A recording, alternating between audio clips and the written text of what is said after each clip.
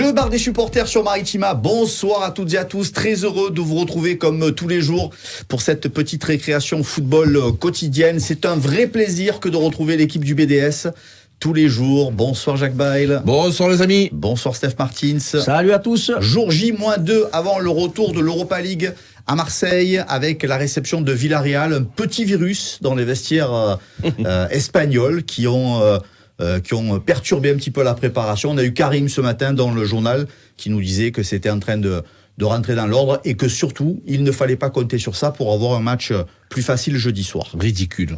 Ça serait ridicule de commencer à penser à ça. Là, tu sors du match, tu fais n'importe quoi.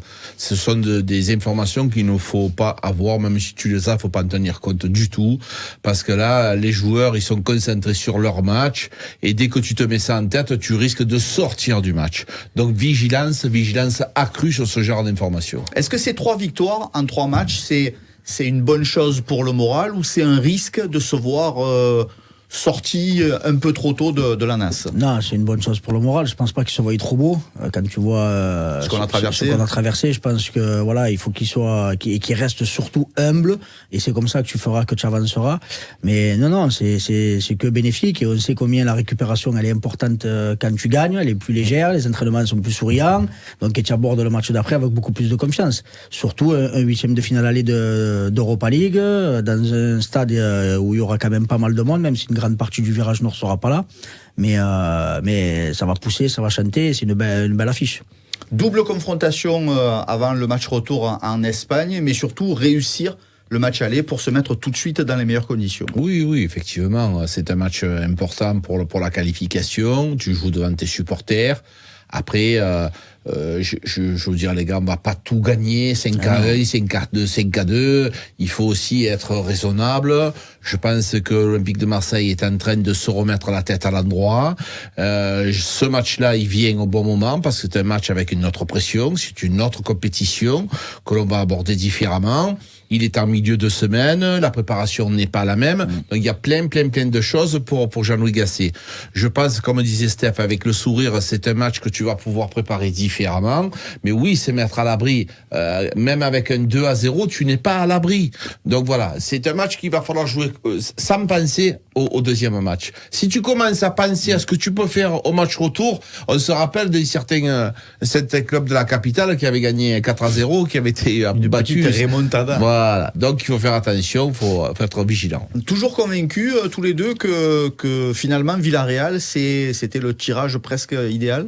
Enfin, ça on le saura après les 2 matchs. Tu avais Prague et tout, tu aurais pu taper des équipes en deçà de Villarreal. Ça reste quand même une bonne équipe de cette Europa League. Après, en championnat, ils sont un peu à la ramasse. Bon, même s'ils viennent de gagner 5-1 ce week-end comme nous face à Clermont, mais c'est une équipe quand même qui, c'est pas le Barça, c'est pas le Real, c'est pas l'Atlético de Madrid. Donc sincèrement, si au Vélodrome, je pense que avec le public qui va pousser fortement, je pense qu'il y a moyen de faire quelque chose.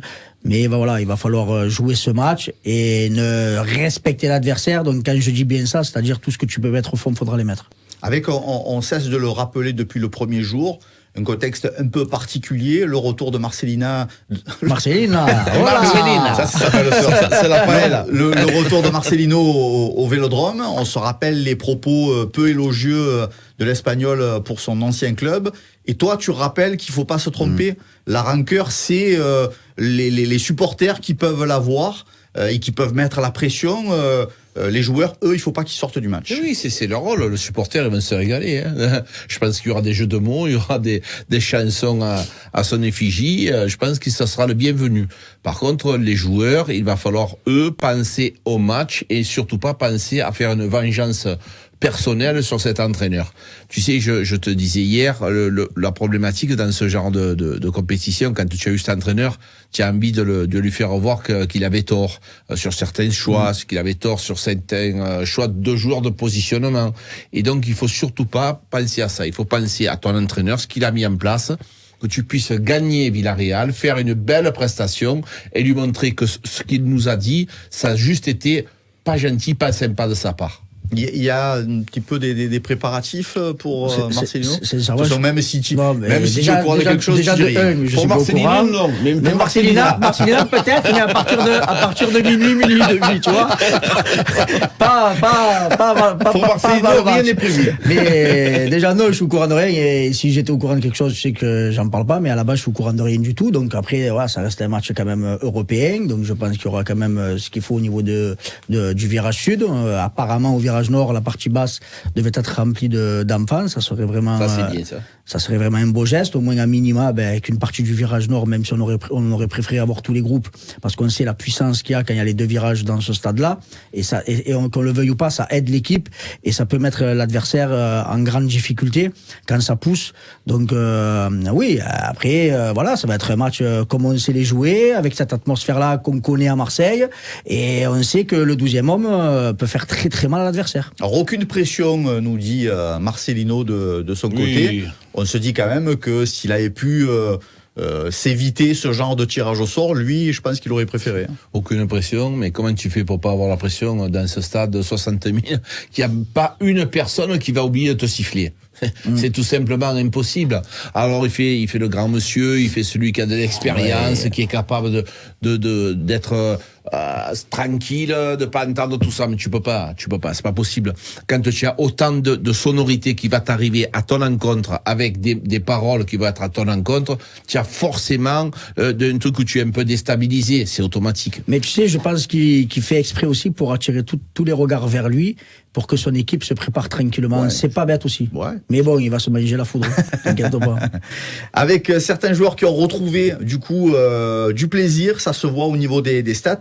On a été très sévère depuis le début de la saison, à certains moments, on va dire, avec Pierre-Emerick Aubameyang, parce que c'est un grand nom, parce qu'il a remplacé quelqu'un qui était très apprécié au Vélodrome l'année dernière, Alexis Sanchez, parce que c'est un gros salaire, parce qu'on sait qu'il peut marquer beaucoup de buts. Aujourd'hui, quand tu regardes les stats, ça reste quand même spectaculaire. 19 buts, 8 passes décisives en 35 matchs, toutes compétitions confondues. C'est le meilleur buteur de la Ligue Europa cette année.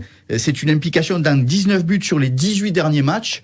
Au niveau des stats, on n'est pas trop mal, quoi. Oui, mais c'est normal qu'on soit pas content de lui quand il est pas bon. Là, quand tu as un joueur qui est aussi puissant, qui a un nom aussi important, qui a un salaire aussi important, tu attends quelque chose de ce joueur, Marco. Là, c'est le cas. Mais bien sûr. Et tu vois de quoi il est capable. Et quand il est au niveau, tu vois qu'est-ce qu'il peut nous faire. Le cas, c'est la même chose sur Merlin. Merlin, c'est un joueur qui doit nous apporter plus que ce qu'il nous apporte actuellement. On a tapé sur Aubameyang quand il était pas bon. Là, aujourd'hui, force de constater qu'il est bon, qu'il est important et qu'il est efficace. Et on est content. On a retrouvé Aubameyang. Mais même lui, il l'a dit, il était pas content de ses performances. Quand on a tapé sur Paul Lopez, Steph, moi, Enzo, on le disait. Après, il nous a dit, oui, effectivement, j'étais pas bien, j'étais pas en forme. Mais on le savait, il n'y a pas de problème là-dessus. Je pense que les premiers concernés, c'est eux. Et ils le savent quand même. Très bien, quand tu fais, on a tous été joueurs de ballon, pas à ce niveau-là, et à ce niveau-là, c'est encore. Pas à ce niveau-là. C'est encore plus. Loin de ce niveau-là même. Mais je pense que voilà, quand ils sortent avec la presse, avec tout ce qui se passe, ils le savent. Dès qu'ils sortent du terrain, ils le savent s'ils ont été bons ou s'ils ont été mauvais.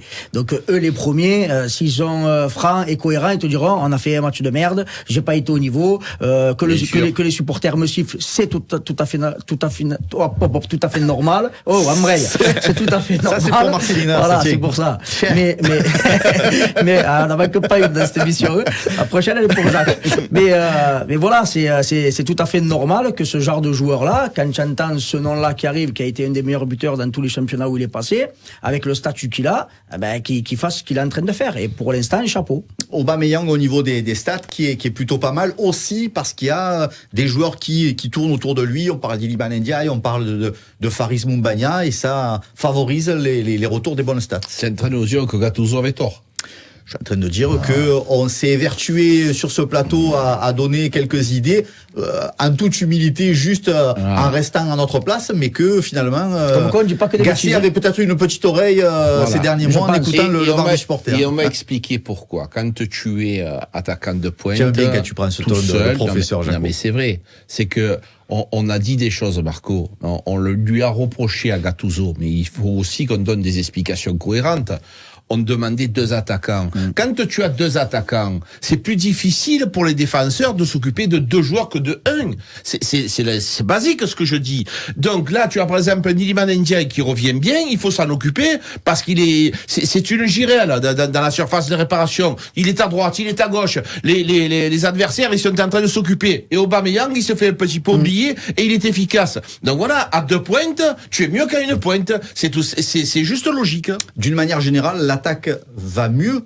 12 buts en 3 matchs. Là où on parlait de stats il y a quelques instants, les stats depuis 3 matchs, les stats offensives, c'est plutôt pas mal. Elles sont tout simplement impressionnantes et c'est que de bon augure pour le secteur offensif. Combien de fois, on l'a dit ici, dans les tops, on mettait pratiquement que des défensifs. Combien de fois? Et dans les flops, tu avais 2 offensifs sur 3. Quand je parle de ça, Ndiaye ou Aubameyang, sans compter, parce que je parle d'offensif, je parle de joueurs qui peuvent marquer. Après, un cran en dessous, j'avais Unai et Harit. Mais c'était anormal. Mbemba, qui était un des meilleurs buteurs, c'est anormal, avant que Aubameyang se réveille. Donc voilà, aujourd'hui, ce n'est que prolifique, que bénéfique pour cette équipe-là, pour ce groupe-là, parce que défensivement, on savait que défensivement et au milieu, on est costaud. Et là où on pêchait, c'était offensivement. Maintenant, ils ont retrouvé la confiance et le plaisir de jouer et de marquer. Donc maintenant, à eux de faire le travail, je dis. Et dernièrement, en plus, les remplaçants, quand ils rentrent, sont efficaces. Donc, c'est-à-dire, quand tu es adversaire de l'OM, tu te méfies de Aubameyang, bien entendu. Tu te méfies de Ndiaye, bien entendu. Sarr, il est capable de marquer. Mombagna, s'il rentre, il est capable de marquer. Klose sur le couloir, quand il est en forme, il est capable de te mettre un ballon au fond. On espère juste que Aminari retrouve un peu ses performances. Et après, tu as Balerdi et Mbemba qui sont capables, sur des coups de pied arrêtés, voire quand ils conduisent le ballon, de faire des contre-attaques, de pouvoir marquer des buts aussi. Donc, les gars, c'est quand même, ça change tout. Ça change du tout au tout. Autre chose qui change tout, c'est le retour de Pape Gueye. Quand vous voyez la prestation de Pape Gueye face à Clermont, alors on sait qu'il ne va pas pouvoir être utilisé toute l'année dans toutes les compétitions, mais une équipe marseillaise avec Pape Gueye ou sans Pape Gueye, c'est pas exactement la même équipe. C'est pas exactement, parce que ça te permet aussi de faire souffler Kondogbia, parce que c'est 2 joueurs longilines qui ont à peu près le même style de jeu. Mais si j'ai une pièce à miser, je la mettrai sur Pape Gueye parce qu'il a la jeunesse pour lui. Et maintenant, à voir si on va réussir à sortir de ces négociations avec une prolongation de contrat ou non. Mais il faut qu'on ait une réponse le plus rapidement possible pour qu'on puisse se caler là-dessus. Mais oui, c'est un joueur qui doit rester pour moi à l'OM et surtout grandir et te faire grandir. Non, mais il est très, très, très, très bon. Voilà. Il est devenu mature, il a pris de l'expérience, il est capable de casser les lignes, des passes bien précises dans la récupération. Il a été intenable. Il a été éblouissant. Quand on voit à ce poste-là, si c'est un attaquant, tu lui mets 9 sur 10. Mais dans ce poste-là, les milieux, surtout quand tu es milieu récupérateur, on a tendance à moins les regarder, ces joueurs. Mais dans son efficacité, dans l'ensemble de son match, Marco, il n'y a pas une fois où ils ont réussi à le passer. Aujourd'hui, Kondogbia, Gueye, il n'y a pas photo. C'est Gueye qui est devant. Hein. Même si Kondogbia est un très bon joueur, parce qu'il est rentré, il a été intéressant. Mais là, Pape Gueye, évidemment, c'est number 1. La question la plus importante, c'est celle que tu soulèves juste avant. Est-ce que cette nouvelle séquence avec un Pape Gueye qui retrouve de la confiance avec Gasset, elle peut redonner envie de se projeter durablement à l'OM pour les uns et pour les autres? Après, à voir. Apparemment, il y a eu 2 propositions de fait. Après, on n'a pas les tenants, les aboutissants. Est-ce que les propositions étaient en adéquation avec ce qu'attendait le joueur? Est-ce que les crispations sont toujours là entre la direction de l'OM et Pape Gueye? Je pense que s'il est sur le terrain, c'est que ça s'est un peu adouci. Après, voilà. Alors ça s'est adouci peut-être avec Gasset. Gasset a imposé de l'avoir. Peut-être que Gasset a dit la mission est compliquée. Il me faut tout le monde. C'est sûr. Arrêtons avec les états d'âme. C'est sûr. Maintenant, après, à voir, ça, il y a que le futur nous le dira. Après, s'il doit partir, il partira. Mais si il peut rester, et surtout, il faut qu'il ait envie de rester, parce que quand on te dit tu signes à l'OM un contrat de 3, 4 ou 5 ans, normalement, tu n'as pas à réfléchir. Donc, s'il a vraiment envie de rester, il restera. S'il n'a pas envie, bon vent à lui et bonne continuation. Non, mais moi, si j'étais à côté de lui et que je pourrais parler à ses conseillers, je leur dirais à un moment donné, il faut se poser sur Pape Gay. Ça fait beaucoup d'histoires. Il y a eu beaucoup de problèmes. Donc maintenant, il va falloir qu'il montre autre chose, qu'il se stabilise un petit peu et il peut éclater et leur dire à ses agents, vous êtes capable, si vous laissez encore 2 ans dans un club comme l'Olympique de Marseille, qu'il puisse évoluer tranquillement, le vendre 40, 50, voire 70 millions d'euros à Chelsea ou je ne sais où, parce qu'il a des qualités qui sont hors du commun. Mais il va falloir pour lui, pour le bien de tout le monde, le stabiliser. Ça fait trop de problèmes, parce que quand il y arrive beaucoup de problèmes, il risque d'y avoir des blessures dues au stress qu'il a eu ce garçon. Donc voilà, si j'étais à côté de ses conseillers, c'est ce que je leur dirais. 12 buts marqués, mais 3 buts encaissés en 3 matchs. On voit encore toujours quelques erreurs de concentration. C'est un axe de travail, ça, pour Gasset, pour les prochaines semaines? Ah oui, c'est clair. Mais tu vois que c'est pas le dispositif qui est mis en mal. C'est des erreurs individuelles, des erreurs de concentration, je pense. Pour moi, quand on voit l'erreur de Gigot, l'erreur de Merlin, tu te dis, l'erreur de Klose, tu te dis, putain, à ce niveau-là, en plus, quand tu es en défense, ouais, fais péter, mais fais péter devant. Fais pas péter dans le sens de fais pas une chandelle dans la surface. Fais pas une chandelle dans la surface. Et donc, je pense que ça, ouais, c'est plus un travail mental, mais je pense que la victoire qui arrive à la fin te fait que l'erreur de Merlin, il est un peu moins mauvaise que si tu finis avec le nul ou la défaite. Quels sont les autres axes de travail? On a parlé de ces erreurs d'appréciation, de ces erreurs individuelles.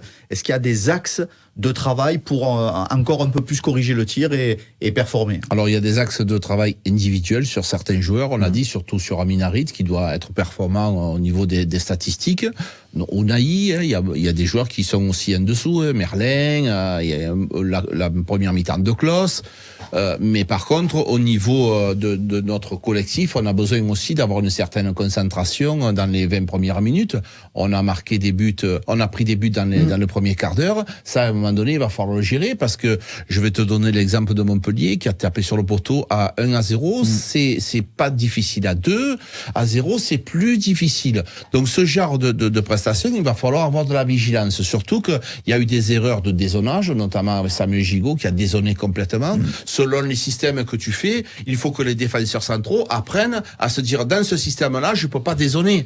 Parce que ces mecs comme Mbemba, comme Gigot, comme Balerdi, comme il n'y avait pas offensivement, on était en difficulté, ils avaient tendance à monter pour pouvoir apporter le surnombre sur les coups de pied arrêtés. Mais pas avec une défense à 4. Voilà. Mais il va falloir justement être vigilant à ce niveau-là. C'est-à-dire, selon le schéma, il va falloir rester en place, c'est important. 3 victoires en 3 matchs, même si les supporters n'oublient pas, on risque d'avoir quand même un joli moment, une jolie ambiance jeudi soir. Ah ouais, mais l'ambiance, il y a pas de souci de ce côté-là, hein. Même sur les matchs précédents, il y a eu des banderoles qui sont sorties, mais pendant le match, ça a poussé, ça a supporté l'équipe. Donc après qu'il y a des mécontentements, même nous encore ici, là où on est actuellement, c'est pas normal. Rien nous garantit qu'on sera sur le podium, comme l'inverse, ça c'est clair et net. Mais c'est anormal d'avoir passé autant de mois avec une équipe soporifique, avec des problématiques en interne, avec un 4e entraîneur qui est arrivé. Donc voilà, comme on le dit assez souvent ici, on a besoin de stabilité, on a besoin de garder une certaine ossature et de construire petit à petit en changeant 20, 30, maximum 35-40% de ton effectif. Mais en augmentant et en faisant venir des joueurs qui vont amener une plus-value. C'est comme ça que tu progresses. Quand tu n'as pas le carnet de chèques en blanc pour acheter des joueurs à 60, 70, 80 millions, il n'y a pas d'autre solution. Donc là, l'impression qu'on a eue, c'est que Sampaoli, Tudor, c'était cohérent. Marcelino, c'est l'impression qu'on est reparti à zéro. Voilà, le projet, il est reparti à zéro. Ça arrive en plus. Voilà. Mais c'est vrai que cet aspect qu'a fait Longoria, alors personnellement, je suis mesuré là-dessus, parce que je me dis que Jean-Louis Gasset, à un moment donné, il risque, excusez-moi pour le jeu de mots, de s'agacer. C'est-à-dire que à un moment donné, on lui a dit, ouais, mais l'OM, on gagne pas à l'extérieur. Les gars, il est arrivé, il a gagné contre le Shakhtar, c'est ce qu'on lui a demandé. Il a gagné contre Montpellier, et c'est ce qu'on lui a demandé. Il a gagné contre Clermont à l'extérieur. Donc les gens disent, ouais, on n'oublie pas. Mais lui, il est pour rien, tout ce qui s'est passé auparavant. Donc il y a 2 poids, 2 mesures. Il a rappelé en conf de presse déjà en disant... Non, mais il n'y a rien contre Gasset. Non, mais il n'y a rien contre Gasset, mais si on en est là, c'est parce que les banderoles, en amont, on n'a pas su faire le nécessaire. Mais c'est vrai qu'à Gasset, en conf de presse, on lui rappelle les antécédents. Et lui, il te dit, mais moi, j'y suis pour rien de vos antécédents. précédent, justement, on est reparti de zéro. Donc les banderoles sont pour la direction, mais lui, si tu es vraiment le supporter de l'OM, il faut soutenir l'OM, et pourquoi pas, en fin de saison, tirer un bilan avec la direction en disant, attention, nous, ce que vous avez fait, on est passé à travers les gouttes, grâce à Jean-Louis Gasset et Ghislain Printemps. Par contre, cette année, il faut plus nous le refaire, hein, parce que ça a été vraiment, on a été chez les clowns. Que 4 entraîneurs dans une année, et on n'oublie pas le reste. C'est-à-dire les directeurs sportifs, les directeurs du football, les directeurs de ceci, les directeurs de cela. Il y en a eu des directeurs qui sont partis. Ils veulent sortir un directeur de la laverie de mes presque. Non, mais c'est vrai. Je te rappelle, un directeur du football. Oui, mais nous, l'OM, c'est quoi? Un directeur du football maintenant? Donc, il y a eu beaucoup de choses. Effectivement, ça fait beaucoup trop. L'effet Gasset y est forcément. Il y a une grosse approche psychologique. Là, on est en train de mettre les idées de jeu en place. La psychologie ne pourra pas être bénéfique jusqu'à la fin de la saison. Il faut que sur le terrain, il y ait des principes forts. Voilà, il faut que sur le terrain, il y ait ce qu'on est en train de voir depuis 3 matchs. C'est-à-dire des joueurs qui prennent plaisir, des joueurs que, comme par magie, ont retrouvé leur technique, ont retrouvé le fait d'être adroit devant le but. Donc voilà, je pense que, comme on l'a dit à plusieurs reprises ici, il fallait retrouver les fondamentaux, jouer simple, prendre du plaisir, arrêter de vouloir être le sauveur comme faisait Iliman Ndiaye à partir en essayant de dribbler tête basse, comme faisait un Amin Harit, comme faisait un Unai. Le football, c'est simple, c'est le ballon qui doit courir, pas le joueur. Et c'est comme ça que tu épuises l'adversaire et c'est comme ça que tu arrives à aller vite de l'avant. Et avec les joueurs qu'on a sur les côtés, dans l'axe et en pointe, putain, si on n'arrive pas à marquer des buts, ça devient compliqué. Donc pour l'instant, on y arrive. Et je pense qu'au niveau de la psychologie, là, il a su ramener de la simplicité et de la tranquillité. Allez, OM Villarreal, c'est jeudi soir, 21h sur la pelouse de l'Orange Vélodrome et en direct, bien sûr, sur Maritima. C'est tout pour ce soir. Merci les frérots. Merci mon pote. C'est un vrai plaisir. Je mesure la chance que j'ai tous les jours de faire de la radio et de la télé. Elle se régale ou pas? Elle se régale ou pas, la vérité? On se régale. Un bisou à Marcellina. Merci Steph, merci mon Jaco. Merci les gars. Belle fin d'après-midi sur Maritima et à demain, 17h30.